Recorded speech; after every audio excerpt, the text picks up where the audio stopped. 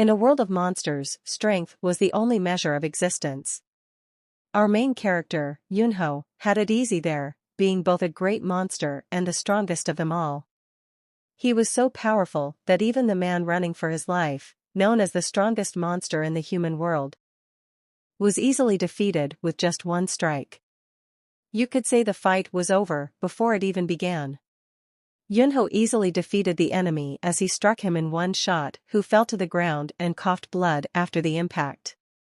But it seems like during the fight, our protagonist wondered why the enemy turned into a psychopath. I guess he didn't expect his power to scare the living daylights out of his foes. Yunho had warned them 3 times not to mess with the foxes, but they just couldn't resist breaking their promises. Talk about a rough day for the other monsters.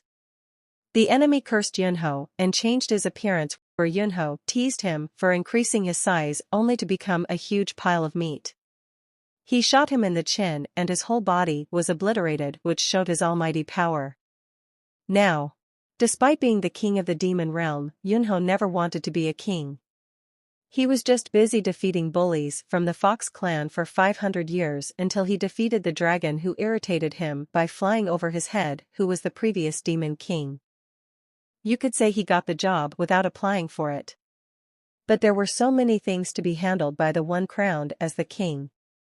One day, a Buddhist named Tang Yung came along, all righteous and stuff, preaching about the damage caused by monsters like Yunho. Our king of the demons was like, "Seriously? I've got enough on my plate already." The boundary between the human world and the demon world was very ambiguous, enabling some monsters to enter the human world and cause trouble. The problems of the demon world were already a headache. Yunho didn't want to offer his assistance in capturing demons that entered his world, nor did he care about their life and death. His subordinate mentioned that he defeated 12 monsters with strange movements he called martial arts. Tang Yung mentioned that he had never met an irresponsible person like him. Tang started the fight asking him to do his duty. He showed off some strange moves, which enabled him to have strong physical strength and fast movements like a monster.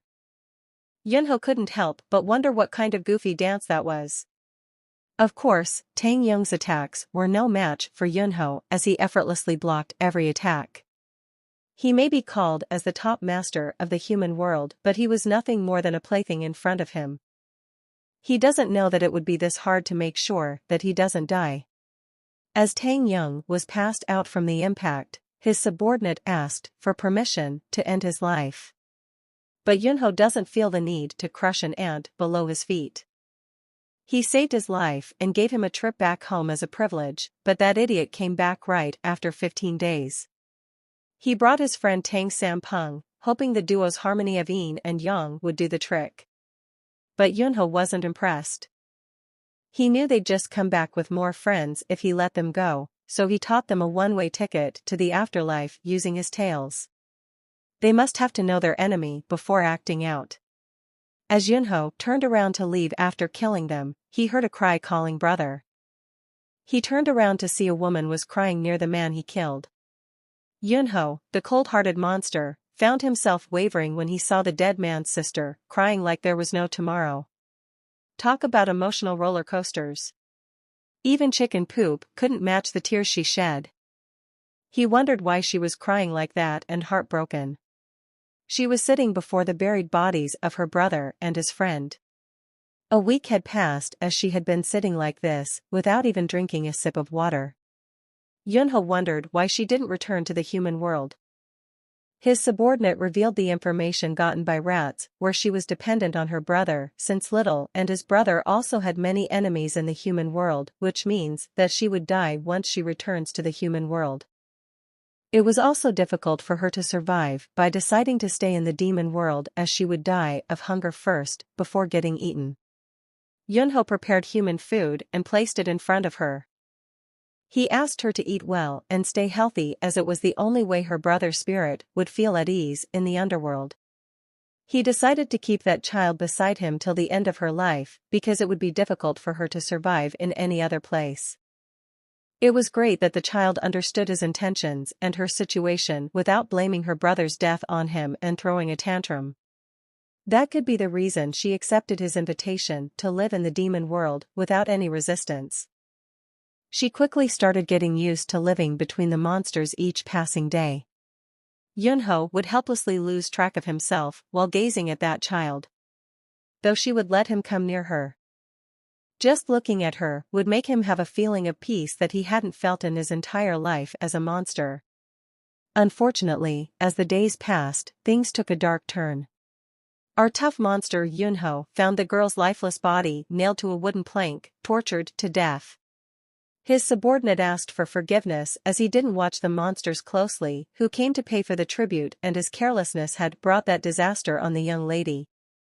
As Yunho watched the lifeless body of that child, that's when he found out that he was in love with that child, which we already know, and the things got complicated. He killed the rat, who didn't take part in it but spread the news about her in a brutal way, as the guy knew it but ignored it. He also killed the wolf, who claimed that he wanted to send her to her dear brother as he took part in that without any knowledge. He also killed the fearless one who framed him for shielding human in the monster realm. The one who had anything to do with the child's death, and even the ones who were close to him, couldn't escape his wrath. The blood from their flesh was fresh and covered the entire demon world. After his monster-killing spree, Yunho found himself feeling empty inside. Killing monsters can be a real soul drainer, you know. He was fed up with this monster life. That's when a flash of light came out of the pool of the blood of the killed monsters, and Yunho noticed it. It shined and a lotus bud came out of it and bloomed. He watched the strange phenomenon of lotus being born inside the pool of blood and was sure that only Celestial would do childish things like that. He told the Celestial being that it was too late as he had already killed everyone and didn't want to shed any more blood, and asked it to get out of his sight. The lotus shined brightly and Yunho was taken to a world full of light. The unexpected Celestial appeared to help him in such a desperate situation where he had lost even the desire to live. That being was someone who would help all living beings in the world and not get lost in the web of fate. It was Tathagata. He proposed to Yunho to live a life as a human after abandoning his monster self. At first, Yunho wondered what kind of bullshit it was. But he discovered after giving it a thought that he had no reason to reject this opportunity of starting a new life away from the life of the monster. It's better to live as a human after death, as he was going to kill himself anyway. He accepted the Tathagata's proposal, but it was not for free. He could only obtain human life if he could accumulate merit for 1,000 years. Yunho could tell that they wanted him to work as the servant of the Celestial for 1,000 years, and accepted it anyway. This much time was nothing more than counting clouds in the sky, as the monsters were immortals. But when he gave it a thought after accumulating a merit for 1 year, the 1,000 years seemed too long and far away from him. He decided to make a wooden doll every year. The thought of giving up crossed his mind so many times as he wondered if it was okay for him to do this for 1,000 years, to turn into a being with a lifespan of less than 1,000 years. By thinking of his bet with Tathagata as a matter of his pride, he could luckily endure all the hardships and the thoughts that came to his mind. Finally, the moment arrived, and Tathagata was impressed with Yunho's efforts. "Good job, buddy." But then, Tathagata asked for something in return, the fox bead. You know, that spiritual power thingy Yunho had stored up. He pulled it out, yep, right from his stomach. Talk about gut feelings. It was really a shame to throw it away. Tathagata received the fox bead and asked if Yunho would feel sorry about it later. Yunho questioned if he seemed like the type to regret things. Yunho's life as a monster continued to weigh down on him with each passing moment, but he felt very light and happy after finally discarding it. His soul transformed into a pink peach leaf and drifted into the human world. The leaf drifted into the bustling city and eventually found its way to the grand mansion, where a sick child lay in bed. Gracefully, it fluttered above the child's head before gently making its way inside and so The story of Yunho, the former monster with a heart of gold, begins in the human world.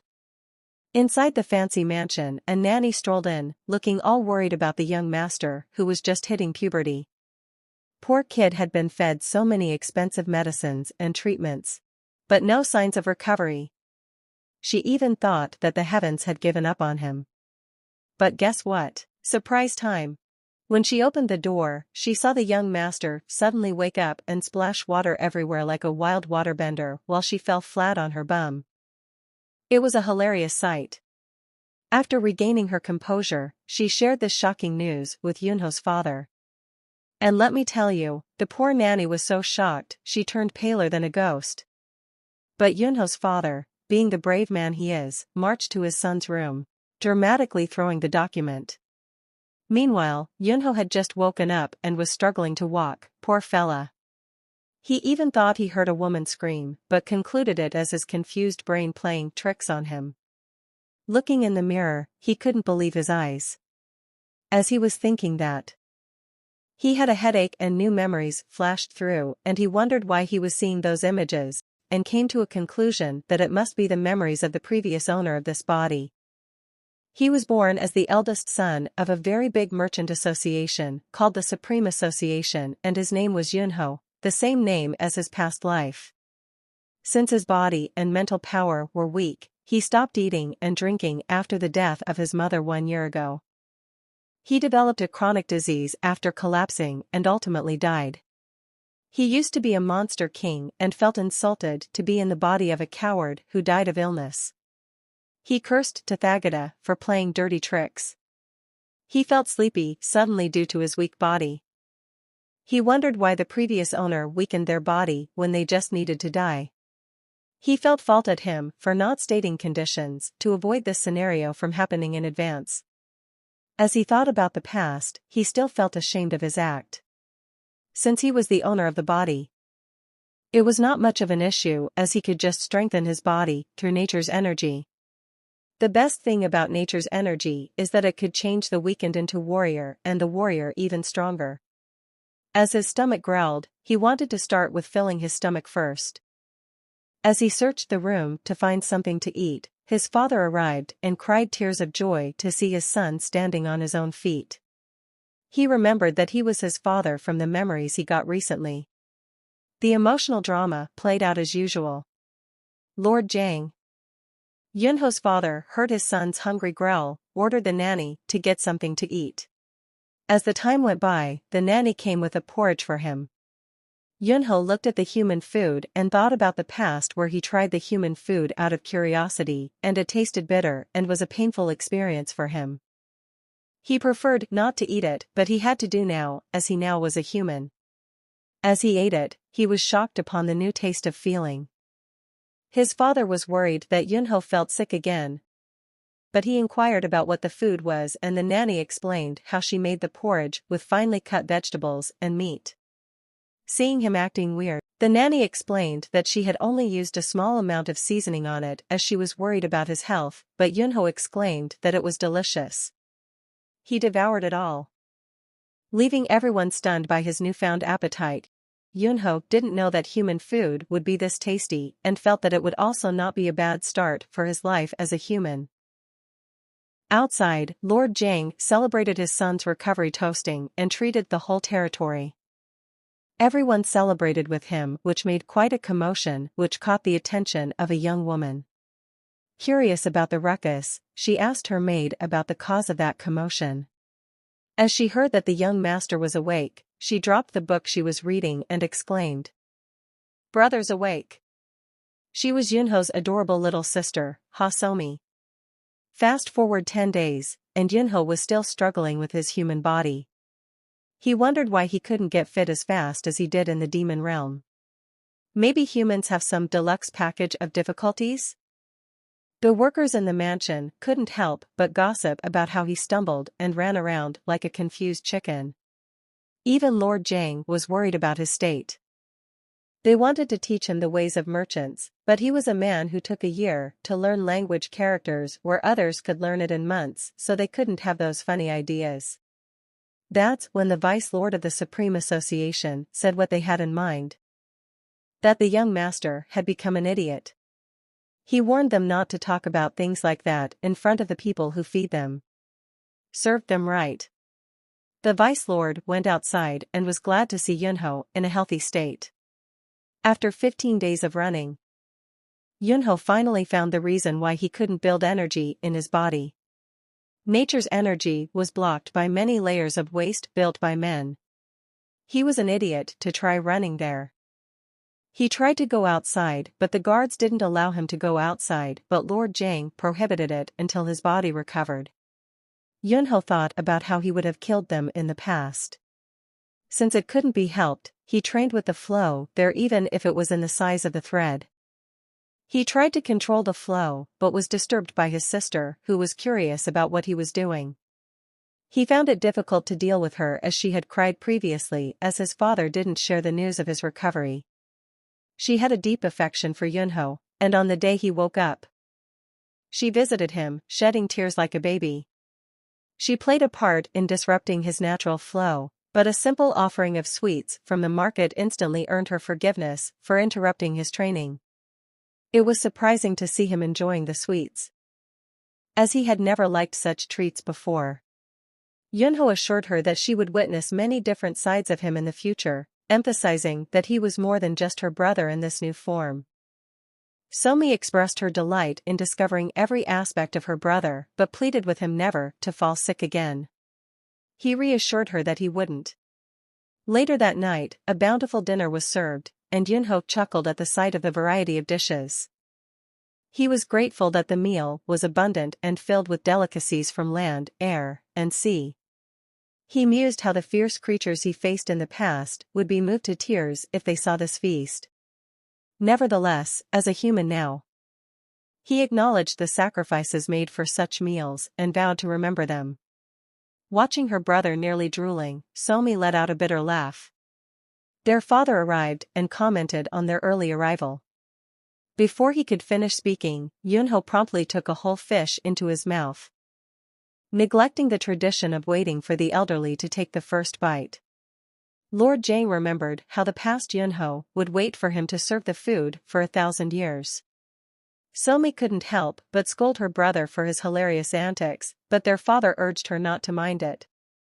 And they all finished the meal. After dinner, Lord Jang spoke with Yunho privately and expressed his joy at seeing Yunho full of energy lately. He then broached the subject of attending the academy since Yunho was already a year behind other children his age. Yunho seemed uncertain about the idea, prompting Lord Jang to clarify that he could choose either to attend the school or stay at home. Intrigued by the prospect of exploring the outside world, Yunho agreed to go to the academy first thing in the morning. Lord Jang was pleased with his decision, appreciating that Yunho was considering his father's condition. On the other hand, Yunho was delighted that things turned out well, as he had been contemplating ways to venture beyond the confines of his home. Lost in his anticipation, he took a sip of hot tea and let out a surprised scream. Ah, the eternal question, why bother with school when you can learn everything naturally in life? Yunho had it all figured out. His father warned him to be careful before he ventured out, which every parent would say. Yunho had his own theories about the school in the past, and it involved rich parents and poor teachers in some kind of secret deal. But hey, school or no school, it was just an excuse for Yunho to explore the outside world. And boy, did he find some natural energy. Forget Red Bull. Nature's energy gave him wings. He was bouncing around like a kid on a sugar high, catching leaves, and feeling like a superhero. Move over, Spider-Man. Meanwhile, in the Supreme Association mansion, Lord Jang and the Vice Lord were having a discussion about Yunho. It's not every day you see someone rise from the dead, right? The Vice Lord was optimistic, thinking Yunho had the potential to be the next big boss. But Lord Jang had his doubts. Ah, the classic parent-child struggle. Even though Yunho was his beloved son, Lord Jang wasn't sure if he was the right fit to lead the association. Decisions. As they were deep in conversation, a servant dropped the bombshell that the young master had arrived. Covered in dirt and disheveled clothes, Yunho surprised them all. I mean, who comes back early from school looking like they've been in a wrestling match? Turns out, our young adventurer got the boot from school. Shocking, right? The poor lord and vice lord were left speechless. Kicked out? Oh boy, I can only imagine the chaos that led to that. Well, I guess one thing's for sure, Yunho's journey is just getting started, and it's going to be one heck of a ride. Because who knows what crazy shenanigans await our quirky hero next. Stay tuned for more surprising twists and laughs in the life of Yunho, the once monster king now human.